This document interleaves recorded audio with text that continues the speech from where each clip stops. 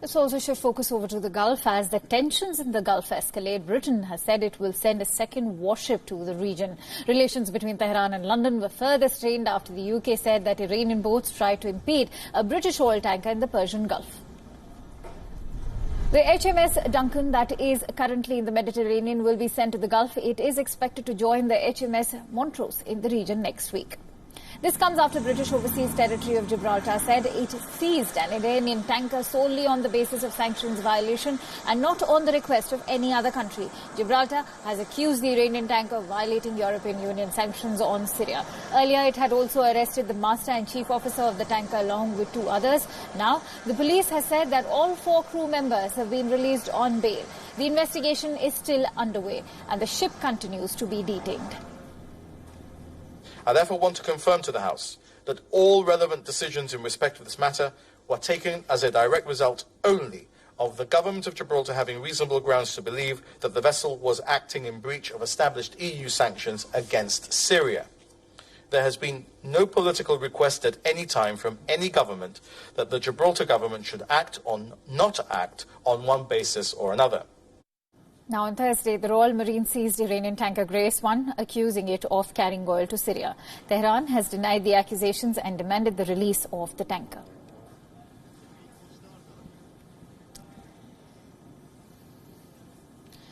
Let's also have a look at the crisis in Sri Lanka, which continues in an election year. Political battle lines are getting sharper. The latest flashpoint is a defense deal. The deal with America has split the Sri Lankan government down the middle, pitting the president against the prime minister. The point of contention is this: will America set up a military base in Sri Lanka?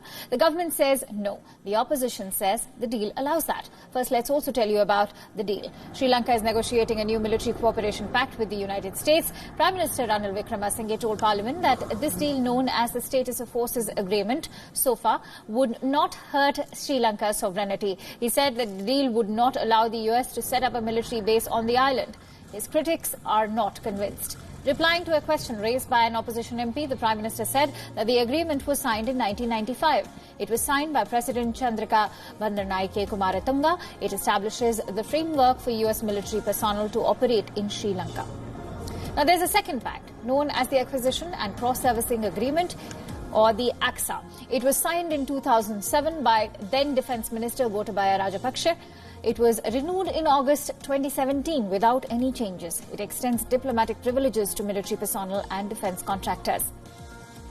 Specifically, this deal between America and Sri Lanka says that under Clause 3 of Article 3, all activities shall be carried out in accordance with their respective national laws. Also, Clause 4 of the said article prohibits the transfer of weapon systems. These military pacts have reignited the political war in the Lankan government. What's making matters worse are news reports about an assassination plot.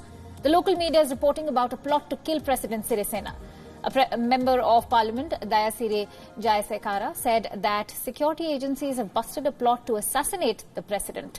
He said the people behind this are convicted drug kingpins who are now on death row. Jayasekara further claimed that an influential lobby was opposed to the president's war against drugs. President Sirisena advocates a death penalty for drug offenders.